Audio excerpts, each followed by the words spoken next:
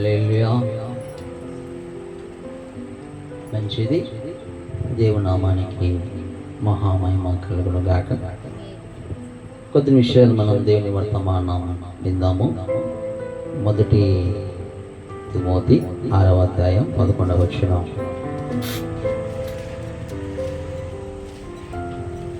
చదవండి. మొదటి తిమోతి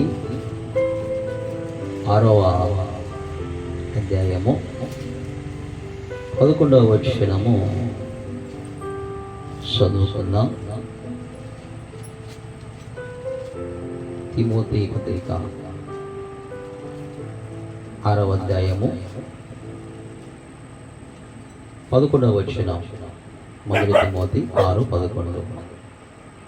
దైవజనుడా, నీవైతే వీటిని విసర్జించి నీతిని, భక్తిని, విశ్వాసమును, ప్రేమను, ఓర్పును, సాత్వికమును సంపాదించుటకు ప్రయాసపడుము. విశ్వాస సంబంధమైన మంచి పోరాడము, నిత్య జీవమును చేపట్టుము. దాన్ని పొందుటకు నీవు పిలువబడి అనేక సాక్షుల ఎదుట మంచి ఒప్పుకుంటివి. పౌలు తన ఆత్మీయ కుమారుడైనటువంటి తిమోతికి తెలియజేస్తా ఉన్నాడు. తిమోతి, నీవైతే వీటి కోసము ప్రయాసపడాలి, వీటిని నీవు విసర్జించాలి. దైవజనుడా, నీవైతే వీటిని విసర్జించి అన్నాడు. ఏ దాన్ని విసర్జించాలి అని చెప్పి మాట్లాడుతున్నాడంటే 10వ వచనంలో మనకు కనబడుతుంది. 10వ వచనం చూడండి. మొదటి తిమోతి 6:10. ఎందుకనగా ధనాపేక్ష సమస్తమైన కీడులకు మూలము. కొందరు దానిని ఆశించి విశ్వాసం నుండి తొలగిపోయి, కొందరు దాన్ని ఆశిస్తూ విశ్వాసం నుండి తొలగిపోయి నానా బాధలతో తమను తామే పొడుచుకొని ఉన్నారు. కనుక ధనాపేక్ష నుండి నీవు విడుదల పొందాలి. ధనాపేక్ష అనేది మనలోనికి, నీలోనికి రానివ్వండి. సేవకుడైన వంటి మేమైనా, విశ్వాసులైన వంటి మీరైనా ధనాపేక్షకు లోబడవద్దు. ధనాపేక్ష ఒకవేళ ఉన్నట్లయితే విశ్వాసం నుంచి వారు తప్పిపోతారంటూ వాక్యం తెలియజేస్తా ఉంది. చెప్పండి. ధనాపేక్ష సేవకుల్లో ఉన్న, విశ్వాసుల్లో ఉన్న వారు విశ్వాసం నుంచి తొలగిపోతారు. ఎందుకంటే విశ్వాసం అన్నది ఏంటి? దేవుని మీద ఆధారపడేది, దేవుడు ఇస్తాడు నమ్మేది, అది విశ్వాసం. నీకు సంతానం లేదు, దేవుడు ఇస్తాడు అని నమ్మేది విశ్వాసం. నీకు ఆరోగ్యం లేదు, దేవుడు ఇస్తాడు అని నమ్మేది విశ్వాసం. ఎప్పుడైతే నువ్వు ధనం మీద ఆశ పెట్టుకున్నావో, లోకం వైపు చూస్తూ నీవు దాన్ని సంపాదించడానికి ఇష్టపడతావో, నువ్వు దేవుని మీద నువ్వు ఆనుకోవడానికి వీల్లేదు.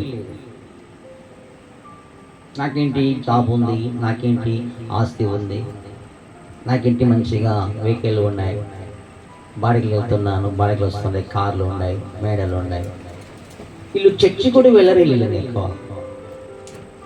అంటే వారు తెలియకయే వారు విశ్వాసం నుంచి తొలగిపోయారు. ఆత్మీయంగా వాళ్ళు దిగజారారు. అయితే తిమోతితో మాట్లాడుతున్నాడు, దైవజనుడా, ఒకవేళ సంఘస్థులు అలాగున్నారని వాళ్ళని చూస్తూ నువ్వు బాధపడవద్దు. ఇంకొక సేవకులు అలాగున్నారని వాళ్ళని చూస్తూ నువ్వు మార్చి వారి మాదిరి మారిపోవద్దు నాన్న. నీవైతే వీటిని విసర్జించు.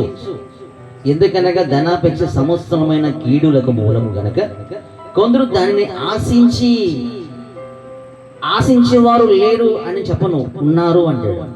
ఆశించి విశ్వాసం నుండి తొలగిపోయారు, నానా బాధలతో తమను తాము పొడుచుకున్నారు. ఎవరైతే ధనాన్ని ఆశిస్తారో స్టార్ట్ చేస్తారో వారికి నానా బాధలు వస్తాయని వాక్యం తెలియజేస్తున్నాము.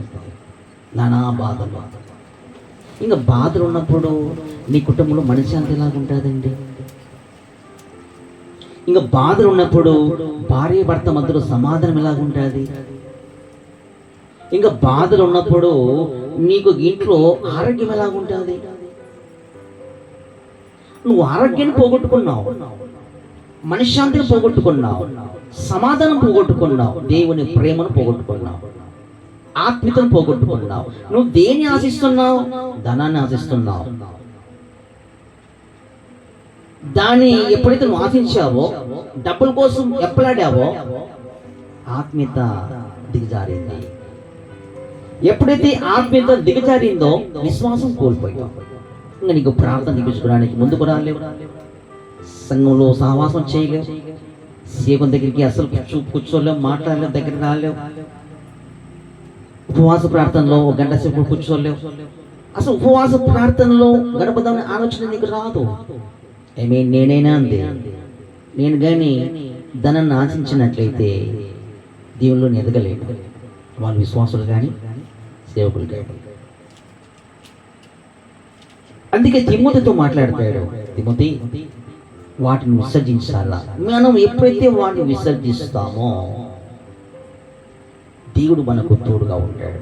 వాటిని అంటుకొని వాటిని అనుసరించినట్లయితే దేవుడు నిన్ను విడిచిపెట్టేస్తాడు. ఇది సత్యం. హల్లెలూయా. నువ్వు నామకాస్తంగా ప్రార్థన చేసుకోవాల్సిందే, నామకాస్తంగా రావాల్సింది, వెళ్ళిపోవాల్సిందే. దేవునికి తోడుగా ఉన్నాడు. అందుకే ధనాన్ని ఎవరైతే నమ్ముకుంటున్నారో వారు నానా బాధలతో తాము వాళ్ళు పొడుచుకుంటున్నట్టుగా, కొట్లాడుకుంటున్నట్టుగా వాళ్ళు పొడుచుకొని అలాగా చనిపోతున్నారని వాక్యం తెలియజేస్తూ ఉంది. చూడండి, చాలామంది అన్నదమ్ములు కావచ్చు, చాలామంది మరి తోడుకొడులు కావచ్చు, కుటుంబాలలో ఆస్తుల కోసము కొట్లాడుకుంటూ కోర్టుకేసుకొని చాలామంది అలాగా హత్యలు చేసుకున్నటువంటి సందర్భాలు కూడా ఉన్నాయి. ఎవరైతే ఆత్మీయతలు ఎదుగుతారో, దేవుని యందు విశ్వాసం ఉంచుతారో అలాంటి వారు ధనానికి లోబడరు. ఒక మాట చెప్పాలంటే, మా నాన్నగారిది ఆస్తి ఉంది, నేను ఇంతవరకు ఆశపడలేదు. అదేమీ తప్పు కాదు, పాపం కాదు. దేవుని ఏమాత్రముగా దేవుని మీద మనం డిపెండ్ అయినామంటే ఒకే ఒక ఆనవాలు, నీ తన మీద ఆశ ఉండవద్దు, అంతే. ఆశ ఉంది అన్నట్లయితే నువ్వు విశ్వాసంలోంచి తప్పిపోయినావని అర్థం. తప్పిపోయినట్లయితే నీకు నానా బాధలు ఖచ్చితంగా వస్తాయని అర్థం. నానా బాధలు వచ్చినాయి అంటే నువ్వు చస్తావని అర్థం. అది కరెక్ట్, వాక్యం కరెక్ట్. ఎవరైనా అంతే. కుటుంబాలు విడిపోతాయి, కుటుంబాలు చిన్న భిన్నమైపోతాయి. అందుకే అక్కడ అంటాడు, తిమోతి నువ్వు వాటిని విసర్జించాలి. తిమోతి విసర్జిస్తేనే నువ్వు ముందుకెళ్తావు అంటాడు. వాటిని అలాగనే తిమోతి వాటిని ఆశించి ప్రయాసపడుతూ సేవ చేస్తున్నాడనే కాదు, కానీ వాటి వైపు నువ్వు చూడవద్దు. చాలా మంది అలా చేసుకుంటూ వెళ్ళిపోయారు, చచ్చిపోయారు వాళ్ళు. నువ్వు అలా ఉండవద్దు నాయన. ఒకవేళ అలాంటి నీ ఊహ వస్తే వాటిని విసర్జించు, దాని అర్థం. ఇంకేమంటాడంటే నీతిని, భక్తిని, విశ్వాసమును, ప్రేమను, ఓర్పును, సాత్వికమును సంపాదించున్నట్టుకు ప్రయాసపడు. ఏదన్నీ మనం సంపాదించుకోవాలంటే నీతిని. నీతి అంటే అర్థం ఏంటి? దేవుని నమ్ముటయే నీతి, దేవుని మాటకు లోబొటయే నీతి. అబ్రహామా ఒక కొడుకును బలి ఇవ్వడానికి నువ్వు ఇష్టపడ్డావు కనుక నేను ఇది చూసి నమ్ముచున్నాను, నిన్ను నీతిగా ఎంచుతున్నాను అంటాడు. గనుక నీతిని మనము కాపాడుకోవడానికి, నీతిని సంపాదించుకోవడానికి, భక్తిని సంపాదించుకోవడానికి ఇష్టపడాలి. ఈ దినాలలో నీతిని పోగొట్టుకుంటున్నారు, అంటే దేని మీద నమ్మకం లేదు. భక్తిని పోగొట్టుకుంటున్నారు అనగా భక్తులు ఎదగలేదు, దిగజారుతున్నారు. అప్పుడు అంటే భక్తి లేక, విశ్వాసం లేక, తన మీద తాను ఆధారపడుకుంటూ, తన కుటుంబం మీద, పని మీద, జాబ్ మీద, డబ్బు మీద ఆధారపడుతూ జీవిస్తున్నారు. ఇలాంటి వారికి వాక్యం తెలియజేస్తుంది, వారు విశ్వాసం నుండి కోల్పోయినారు. అలాంటి వారు చర్చికి క్రమంగా రాలేరు. ఇది సత్యం. ఉపవాస ప్రార్థనలో వారు ఉండలేరు. వాళ్ళకు పని కావాలా, జాబ్ కావాలా, డ్యూటీ కావాలా, సంపాదించుకోవాలా, దీనికోసమే వాళ్ళు తప్పన పడుతూ ఉంటారు. మీరు అవునన్నా కాదన్నా వాక్యం చేస్తూ ఉంది, వాళ్ళు విశ్వాసం నుంచి కోల్పోయారు. అంతే, కోల్పోయారు. వాక్యం అంటుంది, అలాంటి వారు పొడుచుకుంటారు, కొట్లాట్లు వస్తాయి, సమస్యలు వస్తాయి, ఆత్మీయత దిగజారుతారు, మాట్లాడతారు. అయితే నీవు మాత్రం నీతిని, భక్తిని, చెప్పండి, నీతిని, భక్తిని, విశ్వాసమును, ప్రేమను, ఓర్పును, సాత్వికమును సంపాదించుకున్నట్టుకు ప్రయాసపడాలి. మనం ఏ దానికోసం ప్రయాసపడుతున్నాం? సేవకులైతే దైవజనులైతే ఆత్మల కోసం ప్రయాసపడుతున్నామా? ఒక సంఘంలో ఒక మంచి జాబ్ హోల్డర్స్ ఉన్నారనుకోండి, వారు నీతిగా, భక్తిగా, విశ్వాసం ఎదగాలని వాక్యం చెప్తామా? న్యాయముగా ఉండాలని వాక్యం చెప్తామా? మంచి క్రమంగా ఉండాలని వాక్యం చెప్తామా? ఒకవేళ అలా చెప్పినట్లయితే వారికి వాక్యం గుచ్చుకొని సంఘాన్ని విడిచిపెట్టి వెళ్ళిపోతారుగా. వారు స్థిరంగా నిలబడలేరు కదా. వాళ్ళు నిలబడలేకపోతే మరి సంఘము అభివృద్ధి కాదు కదా. సంఘము అభివృద్ధి పరిచేది ఆ దేవుడే. సంఘంలో ఒక 5 మంది ఉన్నా చాలు. ఉద్యోగస్తులు ఉండాలని రూల్స్ లేదు.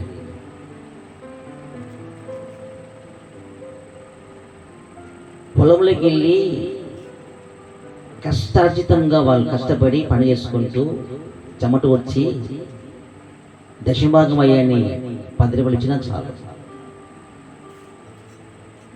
అక్రమంలో ఉండి వాడు లక్షలు ఇచ్చిన ఏ బలం? వాడి ఆత్మ పరలోకం పోదు కదా. అలాంటి వాళ్ళు సంఘానికి వస్తున్నప్పుడు నువ్వు ఆత్మీయంగా వారిని నడిపించాలి, కానీ ఉన్నది ఉన్నట్టుగా వాక్యం చెబుతూ వారిని బలపరుస్తూ హెచ్చరిక చేయాలి. కానీ నీతిని, న్యాయమును నీవు సంపాదించుకుంటూ ప్రేమ సంపాదించుకు వెళ్ళిపోవాలి, కానీ కడుపు కోసము ధనాన్ని సంపాదించుకోవాలని వారికి హెచ్చరిక లేకుండా, గద్దెంపు లేకున్నట్టయితే ఆ సేవకుడు కూడా పరలోకం పోలేడు. గట్టి చెప్పలు కొడదాం. హల్లెలూయా. ఆ సేవకుడు కూడా పరలోకం పోలేడు. దీనికోసమే అంటాడు తిమోతి, అలాంటి ఉద్దేశం నీకు ఉండవద్దు. నీవైతే వాటిని విసర్జించి నీతిని, భక్తిని, విశ్వాసమును, ప్రేమను, ఓర్పును, సాత్వికను సంపాదించుకును ప్రయాసపడు. మేమైనా నీతి కోసం ఎగరపడుతూ భక్తిని సంపాదించుకుంటూ, విశ్వాసం సంపాదించుకుంటూ, ప్రేమను సంపాదించుకుంటూ, ఓర్పును సంపాదించుకుంటూ, సాత్వికను సంపాదించుకుంటూ ముందుకెళ్ళిపోవాలి. సంఘస్థులు కూడా సేమ్ ఇలాగే ఉండాలి. మేము అట్లా సంపాదించుకోవడం లేయా, ప్రేమను, సాత్వికము మాకొద్దు, మాకు డబ్బే కావాలన్నట్టు మీకు నరకమే ఉంది. ఇది సత్యం.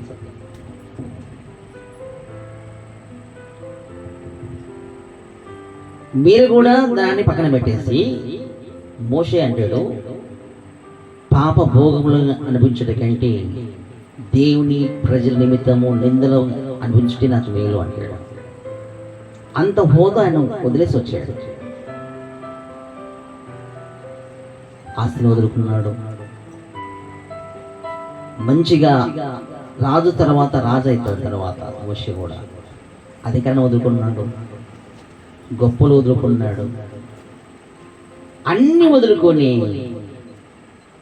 దేవుని ప్రజల కోసము ఇటుకలు తయారు చేస్తూ మట్టి పిసుకుతూ వారతున్నానికి వచ్చాడు. ఆయన ధనం కోసము ఎగిరిపల్ల అన్ని విసర్జించుకున్నాడు మోసే.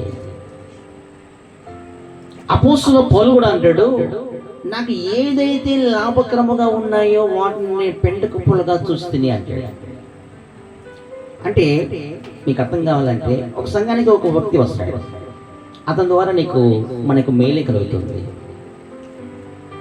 అతడు అక్రమంలో ఉన్నప్పుడు, ఖండిస్తూ బుద్ధి చెప్తున్నప్పుడు అతడు మేలు చేయడు కదా, అతని ద్వారా మనము మేలు పొందుకోలేము కదా, దశభాగాలు కానుకలు మనకు రావు కదా, సంఘానికి రాడు కదా. దీని అర్థం ఏంటంటే అందుకంటాడు, ఏదైతే నేను మేలు అనుకున్నానో వాటిని అన్నిటి నేను వదులుకున్నాను అంటాడు. అది సేవ. గేహజేలాగా చేసేది సేవ కాదు. ఎలిసేలాగా, ఏలియేలాగా, పౌలులాగా చేయాలి సేవ. సేవకు ఎందుకు రావాలి? ప్రభువు పిలిస్తే రావాలి. ప్రభు పిలువకోకుండా డబ్బుల కోసము పోయినావా చచ్చిపోతావు. జాగ్రత్త.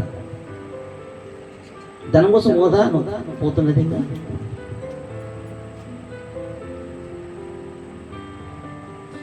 ప్రభు నేను పేరు పెట్టి పిలిచాడా? ఈ దినాల్లో చాలా మంది మేము సేవకులమని వెళ్ళిపోతున్నారు. కొంతకాలం తర్వాత పడిపోవడం, దేవునికి అవమానం వస్తున్నారు.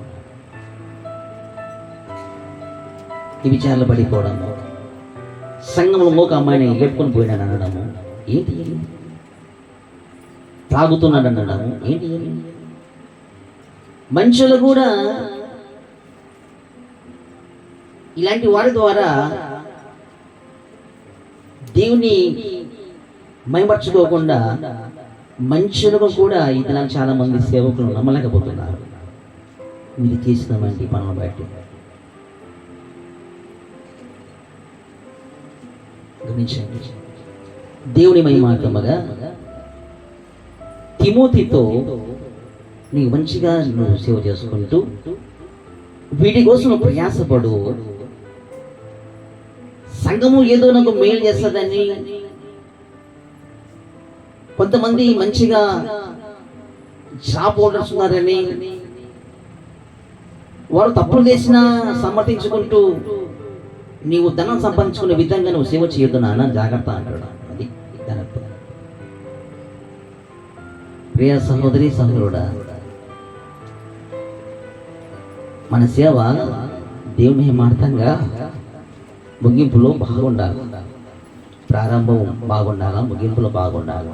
దేవుడు పిలిస్తేనే సేవకు రావాలా, లేకపోతే విశ్వాసంగా ఉండి దేవుని పక్షంగా నిలబడి దేవుని రాజ్యాన్ని కట్టాలి.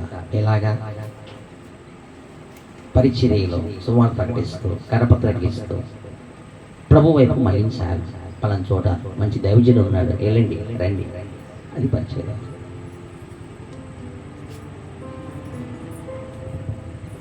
దేవుని మహిమార్థముగా నువ్వు పనిచేస్తూ దేవుని మహిమార్థముగా నువ్వు నిలబడాలి. ధనం కోసము పరిగెత్తడం అవసరం మనకు లేదు. నిజమైన సేవకుడు ఎలా ఉంటాడంటే ఇలాగే ఉంటాడు చివరి వరకు. ఆయన పిలుపుంటే అపోస్తలుల పౌలును దేవుడు పిలిచాడు, చివరి వరకు నిలబడ్డాడు. దేవుని మహిమాత్మగా రోషంతో ఉన్నాడు. ఏలియాను నిలిచాడు, ఎలీషాను నిలిచాడు.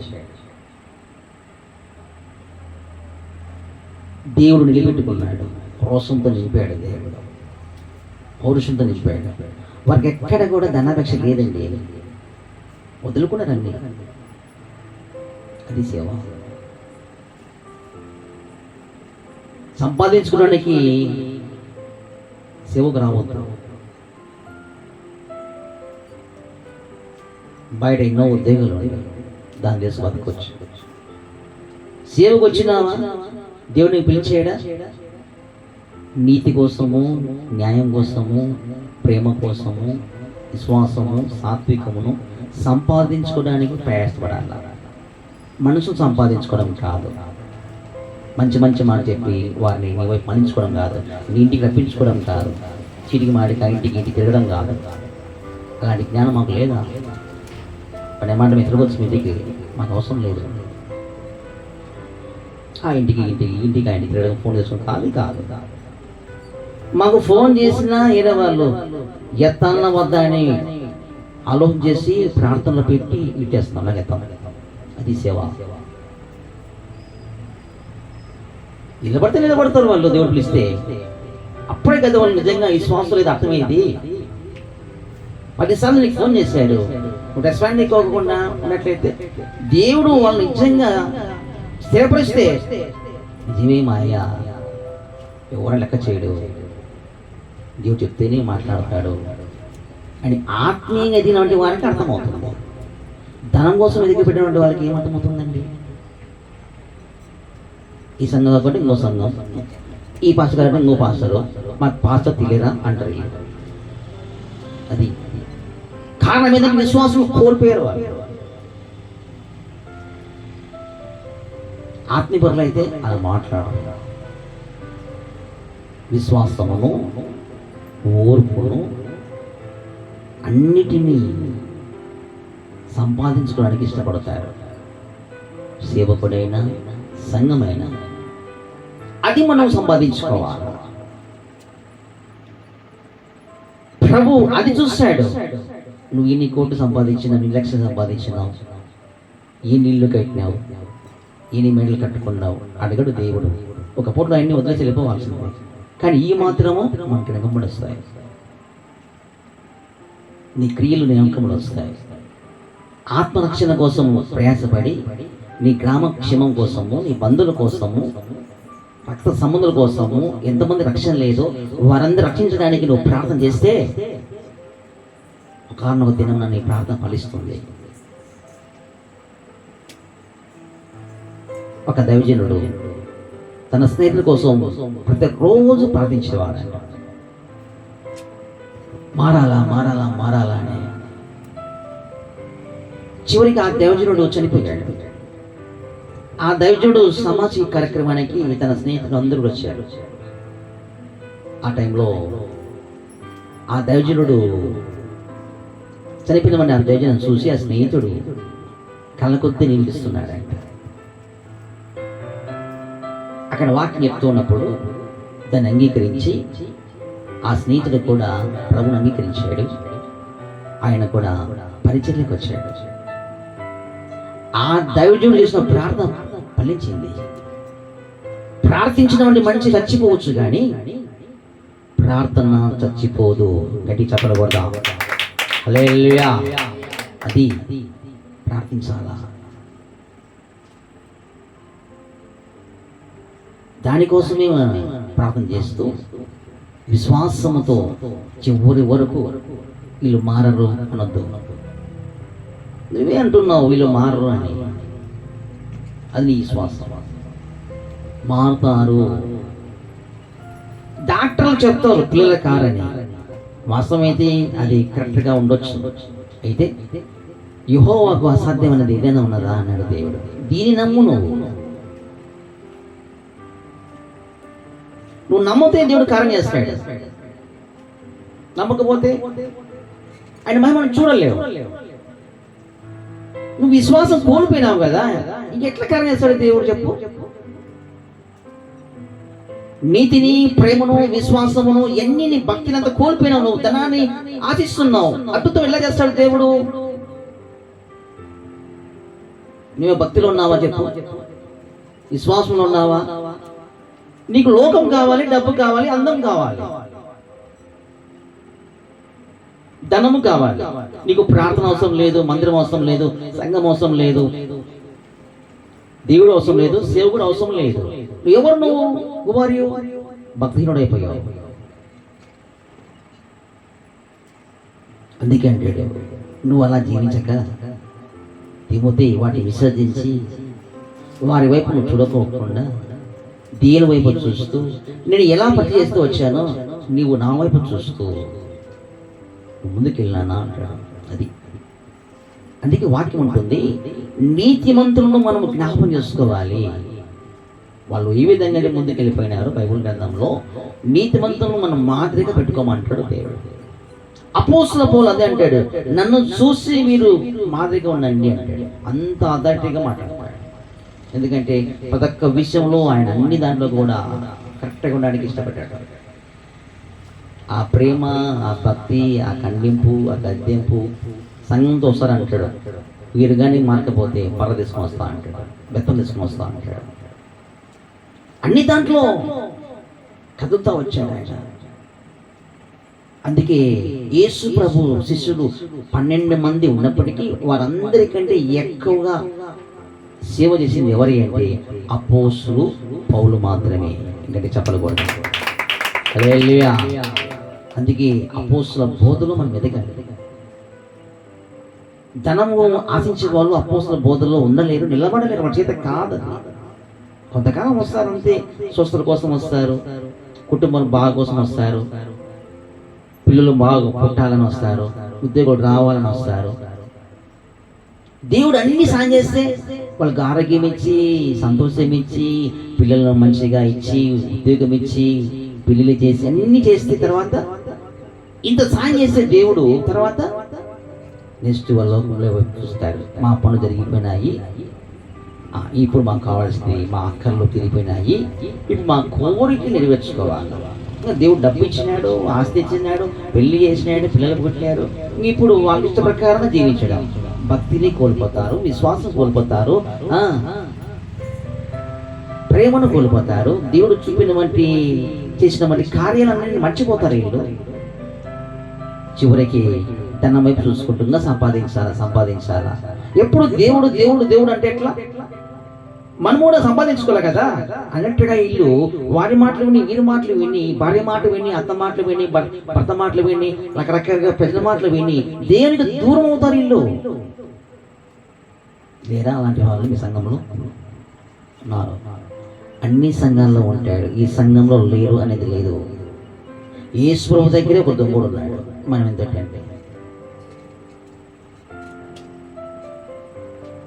ఆయనకంటే గొప్ప వాళ్ళ మనము ఉంటారు. అయితే అలాంటి వారికి నరకం ఉంది అనేది వాస్తవం. అలాంటి వారికి బాధలు ఉంటాయనేది వాస్తవం. అలాంటి వారికి శ్రమలో ఉండడం అనేది వాస్తవం. ఈ లోకంలో ఉంటుంది, ఆ లోకంలో ఉంటుంది. తప్పించుకోలేరు వాళ్ళు. ఇక్కడ గడపవచ్చు నీ మంచివానని, నీతిమంతుని, పరిశుద్ధుని చెప్తూ గడపవచ్చు, కానీ ప్రభు దగ్గర నువ్వు తప్పించుకోలేవు కదా.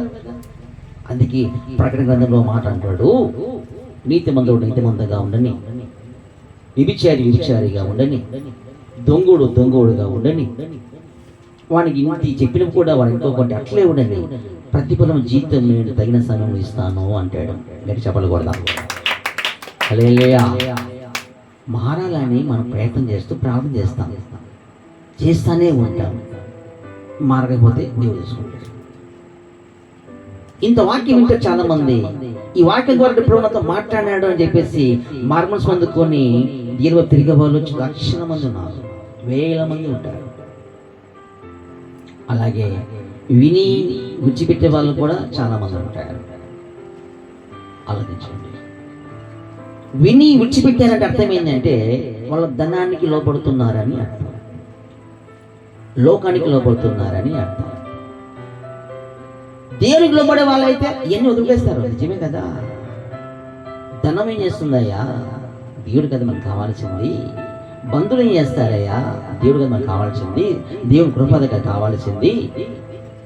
అయ్యో మా సేవ జీవితంలో, మా జీవితంలో, మా కుటుంబంలో దేవుడు ఎన్ని కార్యాలు చేశాడు, ఈ పొద్దు మేము ఎలా ఉన్నామో ఆలోచిస్తాడు. తప్పిపోయిన కుమారుడు ఎన్ని గ్రహించి తిరిగి వచ్చాడు. అయ్యో మా తండ్రి దగ్గర ఉంటే మాకెంత మేలు. అక్కడ చాలామంది పనిచేసే వాళ్ళు ఉన్నారు, మంచి భోజనం ఉంది. ఆ భోజనం పెడితే చాలే మాకి. నేను కొడుకును అనిపించుకోకుండా పర్లేదులే, జీతగానే పాలేరుకుంటే చాలు అనుకుని నేను మరలా తిరిగి వచ్చాడు.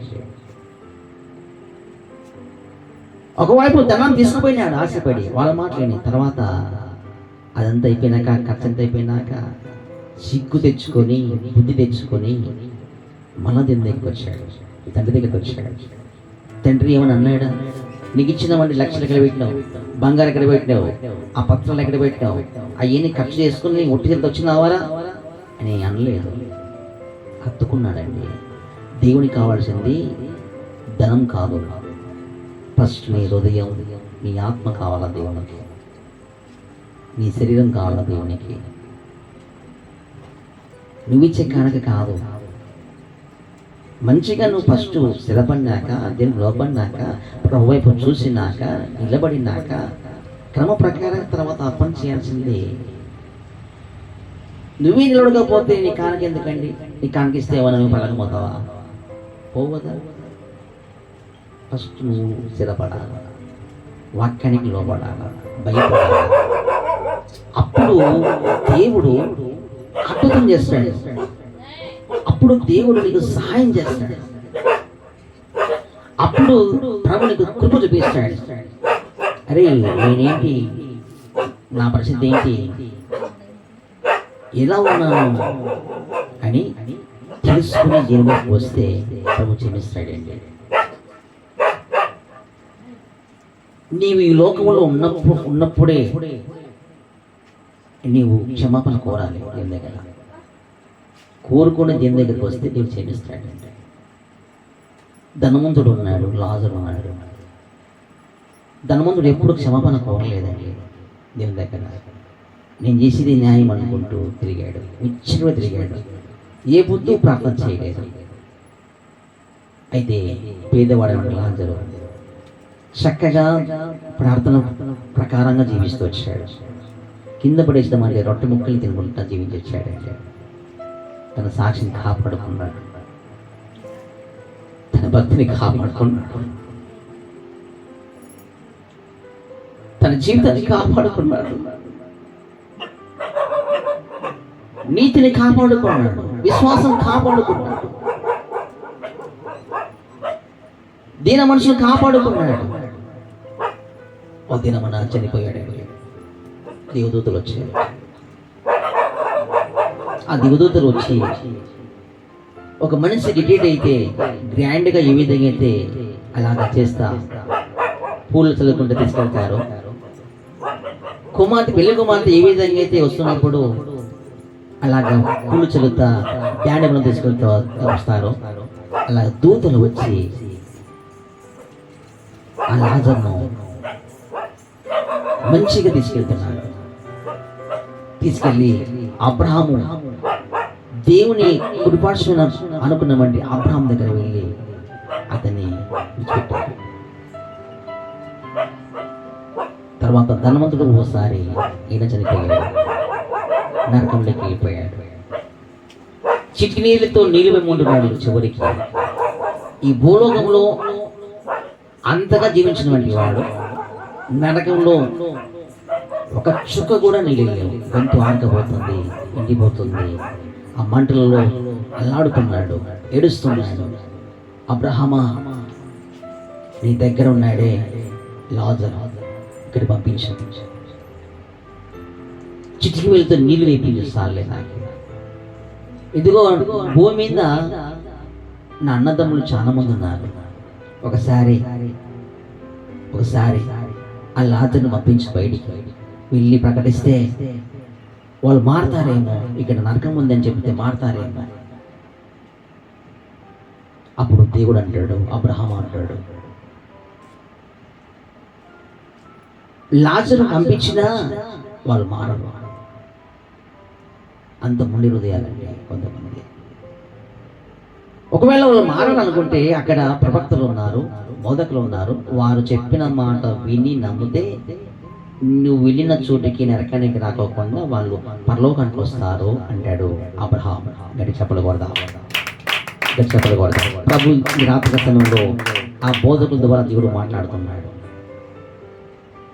నీవు బంగారం ఆశించి, వెండిని ఆశించి, ధనాన్ని ఆశించి వెళ్ళిపోతున్నావా? వాటిని విసర్జించి నీతిని, న్యాయమును చదవండి. అక్కడ ముగిస్తున్నా. ఏమంటాడు అక్కడ? నీతిని, న్యాయమును, నీతిని చదవాలి. ఏమంటాడు అక్కడ? నీతిని, భక్తిని, విశ్వాసమును, ప్రేమను, ఓర్పును, సాత్వికను సంపాదించినందుకు ప్రయాసపడము. నువ్వు ఏ విధంగా ప్రయాసపడుతున్నావు? ఒకరోజు దీని మాత్రంగా ఒక సేవకుడు మందిరం మంచిగా కడుతున్నాడు. అక్కడ ఉన్నటువంటి విశ్వాసులందరూ కూడా 10 రోజులు కష్టపడి 10 రోజులు ఆ మందిరము కడుతూ సగరిస్తున్నారు. నేను వరంగల్ సైడ్కి ఒకసారి వెళ్ళాను. అక్కడ పెద్ద చర్చి కట్టాడు. ఆ దేవుడు చెప్తున్నాడు సాక్ష్యం ఏం తెలుసా? ఈ మందిరము కడుతున్నప్పుడు మా విశ్వాసులు చిన్నపిల్లతల్లు వాళ్ళు కూడా ఉన్నారు. బిడ్డలను ఎత్తుకొని వచ్చి ఆ చలిలో అట్లా పండుకొని రగ్గులు కప్పుకొని ఇక్కడే నైట్ పండుకొని మందిరం కడుతూ వచ్చారయ్యా. వాళ్ళు కూడా పెట్టిందే తింటూ మా విశ్వాసులు అందరూ కూడా కొంతమంది డ్యూటీకి పోకోకుండా ఆగిపోయి పక్కన పెట్టేసి మందిరం కావాలని ఆశపడి చంటి పిల్లలందరూ కూడా ఇక్కడే పనుకున్నారయ్యా ఈ రాత్రికాల సమయంలో కూడా. ఆయన కలిసినప్పుడు అంటే సాక్ష్యం. సాఫ్ట్వేర్లు కూడా ₹1,00,000 జీతం వచ్చినా కూడా వాళ్ళు లీవ్ తీసుకున్నారు. మాట్లాడినటువంటి సందర్భాలు ఉన్నాయి. కారణం ఏంటంటే వాళ్ళ ధనాన్ని ఆశించలేదు. దేవుడు వారికి తక్కువ చేయలేదు.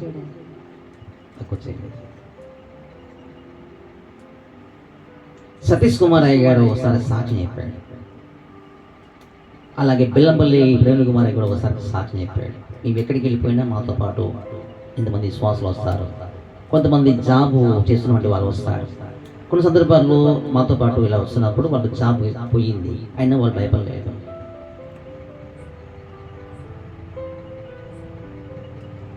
కొంతమంది జాబ్ పోగొట్టుకున్నారు. పరిచర్య సపోర్ట్ నడుస్తూ ఇక్కడ మీటింగ్ పెట్టిన అక్కడ వస్తున్నప్పుడు జాబ్ పోయింది వాళ్ళకి, అయినా వాళ్ళు భయపడలేదు. దేవుడు మాకు మూడు ఇస్తారని దేనితో విశ్వాసస్తున్నారు. దేవుడు వాళ్ళకు సాయం చేశాడంటే సాక్షులు ఇచ్చారు. కారణం ఏంటంటే వాళ్ళ విశ్వాసం వాళ్ళు కాపాడుకున్నారు. చెప్పకూడదా? హల్లెలూయా. అది ఇంకొకరైతే గంటసేపు కూర్చోనికి మనకు మనసు రాదు. దేని మందిరంలో ఎప్పుడెప్పుడు ఇంటికి పోవాలా, ఆ పనికి పోవాలా, ఈ పనికి పోవాలా అంటే కారణం ఏంటంటే నువ్వు ధనం మీద ఆశపడుతున్నావు, ధనాపేక్ష లోపడిపోయినావు. వాక్యం సత్యం, నీ క్రియలే సాక్ష్యం. అట్లాగైతే వాక్యం అంటుంది నువ్వు మోసపోతున్నావు, నీకు బాధ తప్పమంటుంది వాక్యం. వాక్యం ఉన్నది ఉండదు చెప్పేస్తుంది, కొట్టి పడేస్తుంది అంతే. ఒకరిని ఉద్దేశించి మాట్లాడదు వాక్యం, అందరితో మాట్లాడతాడు దేవుడు. గమనించాలి. ముగిస్తున్నా.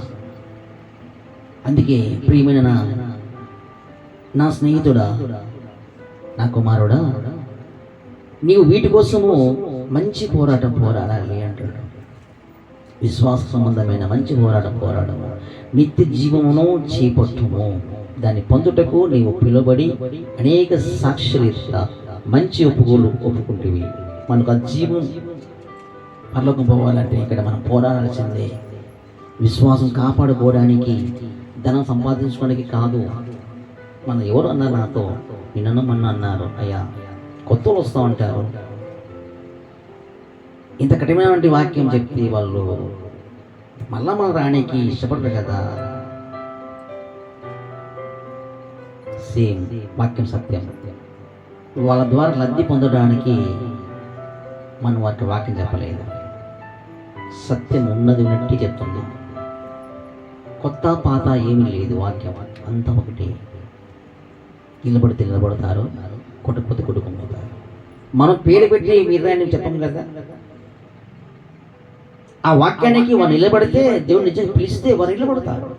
ఆ భక్తికి ఆ వాక్యానికి నిలబడతారు. నిలబడకపోతే పోనీ. మన విశ్వాసం మనం కాపాడుకోవాలి కదా, మన భక్తి మనం కాపాడుకోవాలి, దేవుని ఇచ్చిన పిలుపుని మనం కాపాడుకోవాలి. కొత్త వాళ్ళు వచ్చినారు, ఒక మంచి మాట చెప్పాలని సంఘాన్ని ఎక్కువగా మనం డెవలప్ చేసుకోవాలని కాదు. దేవుడు చేస్తాడు తగిన సమయంలో. పొట్టంత ఎందుకండి సంఘంలో చెప్పు? తాలు పొట్టు ఉండి ఏం చేస్తారు సంఘం చెప్పు? ఆ పొట్టుకు తాలు కానీ అన్నం తిన్నప్పుడు మన నోట్లో తిందామంటే గుచ్చుకుంటుంది, దాన్ని తీసేయాలి. అట్టోళ్ళు కొట్టుకొని పోతారు వాళ్ళు. ఆ వాక్యానికి ఓయమ్మా ఇంత వాక్యం మా వల్ల కాదు నాయన, వెళ్ళిపోతారు. వెళ్ళిపోని 10 మంది వెళ్ళమని చాలు. అది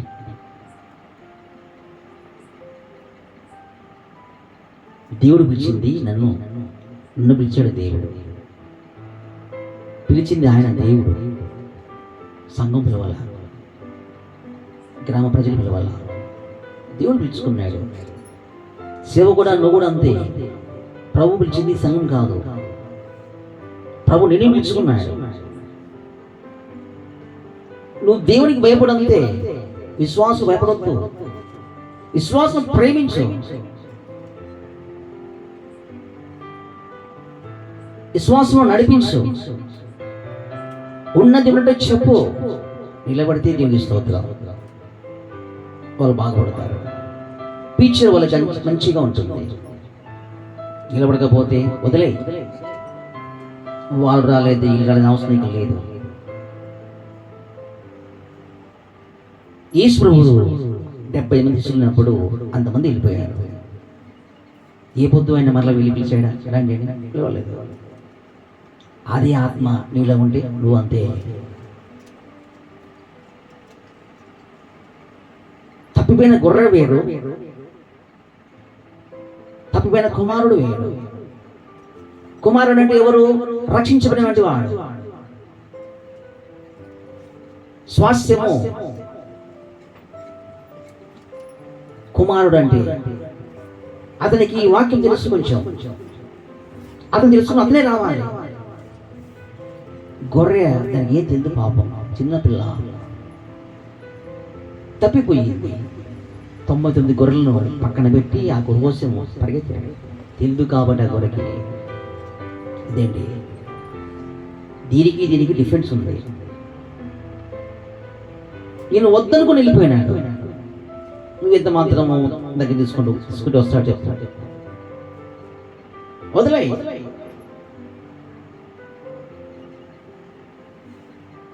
నేను కాళ్ళతో తని వెళ్ళిపోయినాడు. వదిలే, తిరిగి వచ్చి చేర్చుకో. అది వాక్యం సత్యం. తిరిగి రాకపోతే ప్రార్థించు. తండ్రి కూడా ప్రార్థిస్తూనే ఉన్నాడు. మేడ మీదకి వెళ్ళి రోజు చూస్తూ ఉన్నాడు. వస్తాడు ఎదురు చూసాడు. ఎదురు చూడు తప్పు కాదు. వారి కాళ్ళ దగ్గరికి వెళ్ళి నువ్వు బతికోవడమే తప్పు. అది వాక్యానికి విరుద్ధమది.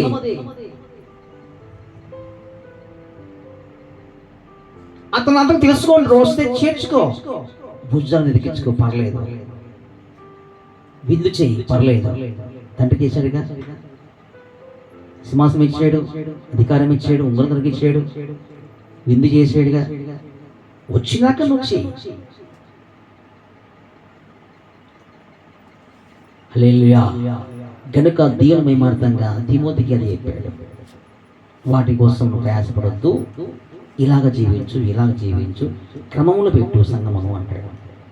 ఈ దినాలు చాలా మంది సేవకులైన దేవుని మహిమార్థంగా జీవిస్తూ సంఘం నడిపిస్తున్నారు. కొంతమంది ఎవరు అలా కొంతమంది దానికోసం దీని కోసము ఆశపడి ఖండించుకోకుండా గద్దించుకోకుండా చేసే వాళ్ళు కూడా ఉన్నారు.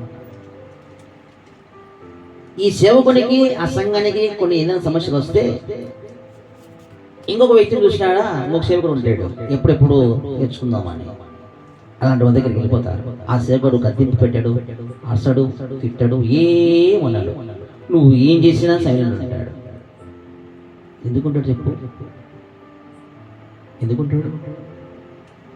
నీ పిల్లలు కాదు, ఆయన పిల్లలు కాదు కదా ఆయన.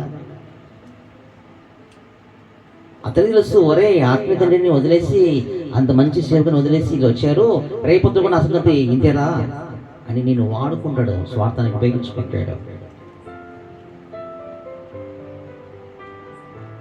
అంతవరకే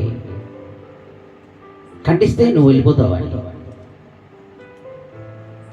నిజమైన సేవకులు సంఘానికి ఎవరు వచ్చినా ఆ ఖండింపు అట్లే ఉంటుంది, ఎందుకంటే ఆ ప్రోటీన్ అట్లే ఉంటుంది, దానికి తట్టుకోలేరు వాళ్ళు. ఉంటే ఉంటారు, పోతే పోతారని. హల్లెలూయా. అర్థమవుతుందా? ఈ దినాలలో ఈ బోధ అవసరం. ఈ బోధ లేకపోతే పరలోకం లేదు. ఇక దాన్ని వదిలివేసుకుంటే నువ్వు విశ్వాసం కోల్పోయినట్టే కదా.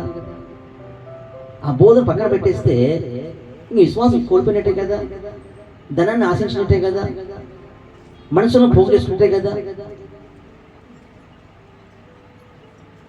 నువ్వు సంపాదన కోసం నువ్వు ప్రయత్నించినట్టే కదా లెక్క.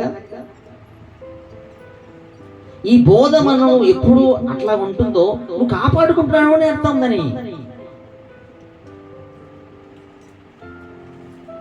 అభిషేకం, ఆ ప్రోటీన్ అట్లే ఉందని అర్థం. ఇది చాలా మందికి అర్థం కాదు. ఆత్మీయ ఎదిగినటువంటి వారికి అర్థమవుతుంది. భక్తులకు ఏమర్థమవుతుందండి? డబ్బు సంపాదించిన వాళ్ళకి ఏమర్థమవుతుందండి? అర్థం కాదు. ఎందుకంటే దేవుని మాటలు కొంతమందికి చులకనగా ఉంటాయి, విరుతనంగా ఉంటాయి. ఒక మాట చెప్పాలంటే, గేహజీ ఎలీషా వచ్చినప్పుడు, నయమాన్ వచ్చినప్పుడు, నీ డబ్బు వద్దు ఏమొద్దు వెళ్ళిపో అన్నాడు. గేహజీ ఏమన్నాడు, ఈయన ఏందండి, ఈయన అందిస్తా వస్తే ఈయన వద్దంటాడు ఏందండి అని అతని మనసు ఉండలేక పరిగెత్తుతాడు. మా పాస్టర్ గారు చెప్పారండి, మీరు ఇది తెచ్చారంట, ఇప్పుడు సంఘానికి ఏదో కొత్తలు వచ్చారు, ఆ డబ్బు వస్తారు అడుగుతాడు. ఆలోచించండి. అంత మంచి అభిషేకం పొందినటువంటి ఎలీషా దగ్గర ఉన్నటువంటి ఆ వ్యక్తి ధనమే పగిలిపోయాడు. చివరికి కుష్ఠరోగం వచ్చి పరిచయం చేయలేక మధ్యలో చచ్చిపోయాడు. గమనించాలి. చాలా మంది ఆ వాక్యం వింటారు కానీ అనుసరించరు, పాటించరు, విశ్వాసంతో నడవరు. వీళ్ళు వాక్యం అంటుంది, అలాంటి వారికి శ్రమ, బాధలు, నానా బాధలు పొడుచుకుంటారు అని వాక్యం. నువ్వు డబ్బు కోసం ఎగిరిపడుతున్నావా? ధనం కోసం ఎగిరిపడుతున్నావా? ఆత్మ రక్షణ కోసం కాకోకుండా, దేవుని కోసం కాకోకుండా, సంఘం కోసం కాకోకుండా, దేవుని ఏమాత్రంగా రాజ్యం కట్టుకోకుండా, విశ్వాసులైనా మీరైనా సేవకులైనా నీ భక్తిని కాపాడుకుంటూ, నీతిని కాపాడుకుంటూ, విశ్వాసం కాపాడుకుంటూ ఇలాగా నువ్వు బ్రతకాలంటూ వాక్యం తెలియజేస్తా ఉంది. ముగిస్తున్నాను. అందుకే ఆ మాట అంటాడు, నీతిని, భక్తిని, విశ్వాసమును, ప్రేమను, ఓర్పును, సాత్వికమును సంపాదించుకున్నాము, ప్రయాసపడము. నీ అకౌంట్లో 8 లక్షలు వేసుకోవాలా? 1 లక్ష ఉంది, 2 లక్షలు ఉన్నాయి, 3 లక్షలు ఉన్నాయి, ఇంకా పెంచుకోవాలి, పిల్లలు ఉన్నారని కొంతమంది ఇష్టపడుతూ ఉంటారు సంపాదన కోసం. పిల్లలు ఉన్నారు, ఎత్తి పెట్టాలనేది తప్పు కాదు, దేవునికి ఇస్తాడు. నీతిమంతుల పిల్లలు ఎన్నటికీ అడుక్కోరండి, వాక్యం ఉంది, ఇస్తాడు దేవుడు. నువ్వు నీతి కోసం బ్రతుకు, విశ్వాసం కాపాడుకో, భక్తిని కాపాడుకో. ధనం కోసము నువ్వు ప్రయాసపడితే అది రెక్కలు ధరించుకొని ఎగిరిపోతుందంటే వాక్యం అండి. అది ఎగిరిపోవడమే కాకుండా నానా బాధలతో నొరుక్కుంటామని వాక్యం అండి. ఎంతో మంది లంచాలు తీసుకుంటా రెడీ హ్యాండే పట్టుకొని జైలు పాలు కావాలి. ఎంతో మంది అన్నదమ్ములు కొట్లాడుకొని కూలీ చేసుకోలే, డబ్బుల కోసం, ఆస్తుల కోసము. ఒక మాట నా దగ్గరికి వచ్చింది. ఒక హైదరాబాద్లో ఒక ఆయన ఉన్నాడు, వాళ్ళు 4 అన్నదమ్ములు. రెండో అతనికి పిల్లలు లేరు. పెద్ద అబ్బాయికి పిల్లలు ఉన్నారు. మూడో అబ్బాయికి పిల్లలు ఉన్నారు. నాలుగో అబ్బాయికి పిల్లలు ఉన్నారు. రెండో అబ్బాయికి పిల్లలు లేరు. వాళ్ళందరూ కూడా మంచిగా ఉద్యోగస్తులే, మంచి పని చేసుకుంటున్నారు. వాళ్ళు మంచి ఆస్తి ఉంది.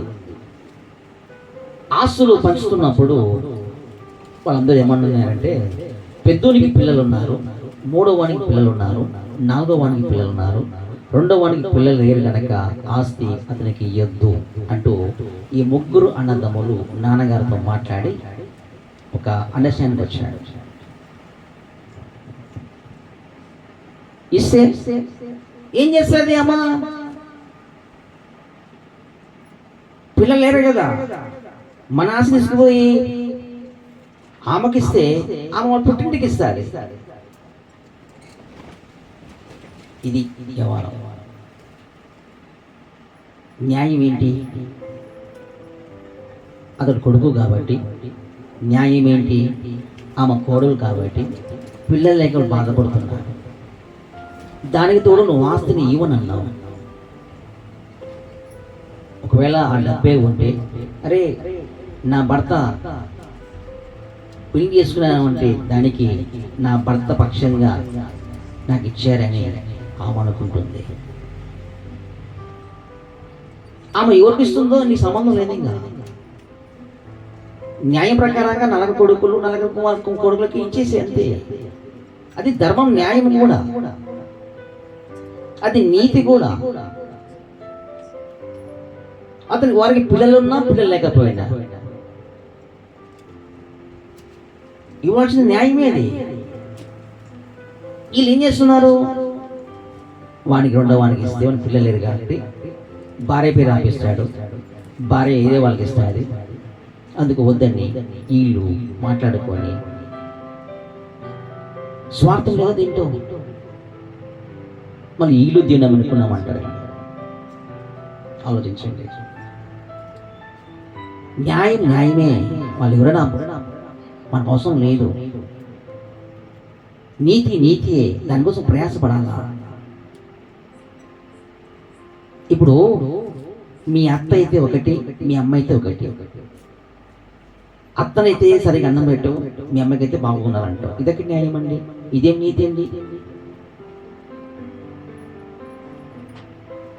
మీ అమ్మకైతే మీ వదిన బాగా చూసుకోవాలా అంటావు, సరి చూసుకోలేదంటావు. మరి మీ అత్తను నువ్వు చూసుకోగా. ఈ దినాల్లో చాలా మంది అంతే. అత్తగారు కూడా మా కూతురు బాగుండాలా అంటారు, కోడలను సరి చూసుకోరు. ఇది న్యాయం అండి? దేవుని నమ్ముకున్నాక కోడలైనా కూతురైనా అల్లుడైనా కొడుకైనా ఎవరైనా స్వార్థం లేకోకుండా ప్రేమించాలి. అది న్యాయం న్యాయంగా మాట్లాడాలి, నీతి నీతిగా మాట్లాడాలి, నీ విశ్వాసం కాపాడుకోవాలి. వాళ్ళు ఏదో ఇస్తారని వీళ్ళ పక్షంగా మాట్లాడాలని నువ్వు మాట్లాడితే నువ్వు విశ్వాసం కోల్పోయినట్టే కదా, ధనాన్ని ఆశించినట్టు కాదా? నీకు పరలోకం ఉందా? మరి ధనాన్ని ఆశించిన వారు విశ్వాసం తొలగిపోయినారని వాక్యం ఉంది కదా. మొన్న న్యాయ ప్రకారంగా నువ్వు మాట్లాడుతున్నావా? మీ వదిన పక్షంగా మాట్లాడుతావు, మీ అన్న పక్షంగా మాట్లాడుతావు, మీ అమ్మ పక్షంగా మాట్లాడుతావు. న్యాయ ప్రకారంగా నువ్వు మాట్లాడలే కదా. ఆలోచించండి. ఏది న్యాయము, ఏది క్రమము, ఏది అన్యాయము ఆలోచించి విశ్వాసంతో మనం ఎదుగుతూ ప్రేమను కాపాడుకుంటూ ముందుకెళ్ళిపోవాలి. అది ప్రభు చెప్తాడు. సంఘంలో ఏదైనా కానీ బయట ఏదైనా కానీ జరిగినప్పుడు న్యాయంగా మాట్లాడు, మంచిగా ఉండి ఆ విధి నడుచుకో అంటాడు. మా సంఘస్థుడు కదా విపక్షం దాకా కొంటే ఎట్లా అనొద్దు. తప్పు మన సంఘస్థు పక్కన ఉన్నప్పుడు కూడా న్యాయంగా మాట్లాడాలి. అది విశ్వాసం, అది ప్రేమ, అదే న్యాయం. మనకు ఉండొచ్చు మన పిల్లలు కదా అని కడుపులో పెట్టుకోవచ్చు, కానీ న్యాయం వచ్చేకల్లా ఖచ్చితంగా న్యాయం చేశాల్సింది. తప్పు అన్నది. అతడు నిజమైన సేవకుడు, అతడు నిజమైన విశ్వాసి, అతడు నిజమైన భక్తిపరుడు అండి. దేవుడు వారికి తోడుగా ఉంటాడు. లబ్ధి కోసం నువ్వు మాట్లాడితే ఎట్లా? అలా చెయ్యొద్దు. అందుకే నేను నా నీతిని కాపాడుకున్నాను అపోస్తలుడు పౌలు. నా భక్తిని కాపాడుకున్నా, నా కోసము నీతి కిరీటము దేవుడు ఉంచి ఉన్నాడు, మీకు కూడా అంటాడు. మీరు కూడా ఇలా మార్గం రండి, మీకోసం కూడా ఉంచబడి ఉంది అంటాడు. మనం ఆ నీతి కిరీటం ధరించుకోవాలంటే మనం ఇలా గెలిపోవాల్సిందే. కనుక దేవుని మార్గంగా మంచిగా దేవుడు సాయం చేయలాగున ప్రార్థిస్తున్నాం. దేవుడిని దీవించి ఆచరించి మిమ్మల్ని, మీ పిల్లలు, మీ కుటుంబాన్ని అభివృద్ధిపరచడం గాక. ఆమె చిన్న ప్రార్థిస్తున్నాం. స్తోత్రం నాయన, యేసునామంలో ప్రార్థిస్తున్నాం. ఇంతవరకు చక్కని వర్తమానం మా అందరి ద్వారా మీకు మహిమకరంగా మా అందరికీ ప్రభావం వినిపిస్తూ వచ్చారు తండ్రి. ఇతని వంటి వాక్యం ఎంతమంది విన్నారో, అలాగే యూట్యూబ్లో కూడా ఎంతమంది విన్నారో, యేసుక్రీస్తు నామంలో నీకు మహిమకరంగా వారందరూ కూడా నీకు మహిమకరంగా జీవించుదురుగాక, సంతోషంతో బ్రతుకుదురుగాక, సమాధానంతో బ్రతుకుదురుగాక, నీతి కోసము, న్యాయం కోసము, ప్రేమ కోసము, విశ్వాసం కోసము కాపాడుకుంటా నీ సన్నిధిలో మంచిగా వర్ధిల్లుతూ ముందుకు సాగుదురుగాక. తండ్రి కృప చూపించి నామను కనపరచుకోమని యేసునామంలో ప్రార్థిస్తున్నాం తండ్రి. ఆమేన్. God bless you. దేవుని దీవించి ఆశీర్వదించును గాక. ఆమేన్.